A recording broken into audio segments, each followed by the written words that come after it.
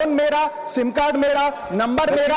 तो sir recharge खत्म होने के बाद आउटगोइंग कॉल बंद होना समझ आता है, लेकिन इनकमिंग कॉल बंद होना सरासर मनमानी है। आधार कार्ड इसलिए एक्सपायर नहीं हो जाता कि आपने डिटेल अपडेट नहीं करी, या आपका बैंक का खाता इसलिए बंद नहीं हो जाता कि आपने मंथली डिपॉजिट जमा नहीं किया, या आपका वोटर आईडी इसलिए सस्पेंड नहीं हो जाता कि आप एक चुनाव में वोट डालना भूल गए। ठीक उसी तरह आपका मोबाइल नंबर इसलिए सस्पेंड और डीएक्टिवेट नहीं होना चाहिए कि आप एक रिचार्ज भूल गए। आधार कार्ड इसलिए एक्सपायर नहीं हो जाता कि आपने डिटेल अपडेट नहीं करी, या आपका बैंक का खाता इसलिए बंद नहीं हो जाता कि आपने मंथली डिपॉजिट जमा नहीं किया, या आपका वोटर आईडी इसलिए सस्पेंड नहीं हो जाता कि आप एक चुनाव में वोट डालना भूल गए। ठीक उसी तरह आपका मोबाइल नंबर इसलिए सस्पेंड और डीएक्टिवेट नहीं होना चाहिए कि आप एक रिचार्ज भूल गए। यूजर हैं जिसमें से 90% प्रीपेड प्लान के यूजर हैं। सर आज मैं प्रीपेड प्लान के जो मोबाइल यूजर्स हैं उनकी ओर से दो समस्याएं उठाना चाहता हूं। सर पहली समस्या है कि रिचार्ज खत्म होने के बाद आउटगोइंग के साथ साथ इनकमिंग कॉल का भी बंद होना। सर जब प्रीपेड प्लान एक्सपायर होता है, मोबाइल रिचार्ज की वैलिडिटी खत्म होती है, तो आपकी आवाज बंद कर दी जाती है।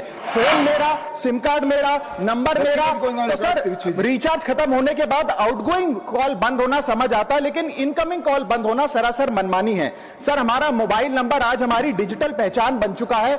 एसेंशियल कम्युनिकेशन जैसे कि UPI payment, banking, OTP, train ticket OTP, PAN Aadhaar authentication, interview का कॉल, हॉस्पिटल का कॉल, मां बाप का गांव से कॉल, तमाम चीजें इनकमिंग कॉल और इनकमिंग एसएमएस से आती है, और वो इसलिए बंद कर दिया जाता है कि इंसान एक रिचार्ज कराना भूल गया।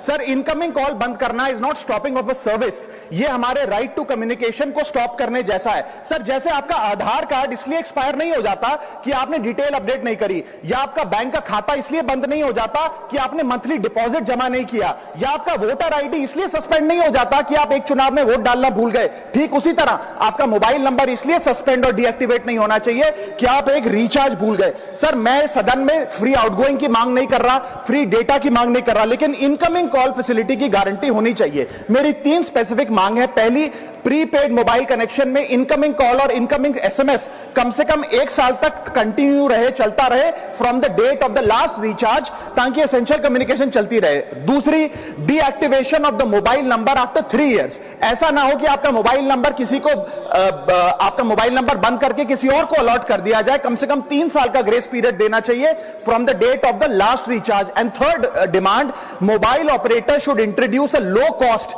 Incoming only plan. वो लोग जो सिर्फ इनकमिंग के लिए फोन रखते हैं उनके लिए, जैसे कि 10 रुपए में 180 दिन की इनकमिंग कॉल की फैसिलिटी, इस प्रकार की स्कीम्स मोबाइल ऑपरेटर को लानी चाहिए। दूसरी समस्या जो प्रीपेड कस्टमर्स फेस करते हैं वो है टेलीकॉम ऑपरेटर का 28 दिन का मंथली रिचार्ज। साल में सर महीने 12 होते हैं, लेकिन 28 दिन की रिचार्ज के माध्यम से 13 टाइम्स रिचार्ज कराना पड़ता है। कैसे सर? 28 दिन into 13 times is equal to 364 days. ये एक बड़ी क्लेवर स्ट्रैटेजी है, जिसके चलते आपको फीलिंग 30 दिन की देते हैं, लेकिन आपसे डीलिंग 28 दिन की करते हैं। सर दुनिया में हर जगह बिलिंग साइकिल कैलेंडर मंथ के हिसाब से होती है, 30 या 31 दिन। आपको मंथली सैलरी, लैंडलॉर्ड का रेंट, बैंक की ईएमआई, बिजली पानी गैस का बिल, तमाम चीजें 30 या 31 दिन के महीने के हिसाब से होती हैं। लेकिन ये मोबाइल ऑपरेटर, टेलीकॉम ऑपरेटर 28 दिन के महीने के हिसाब से आपको रिचार्ज प्लान बेचते हैं, ताकि साल में एक अतिरिक्त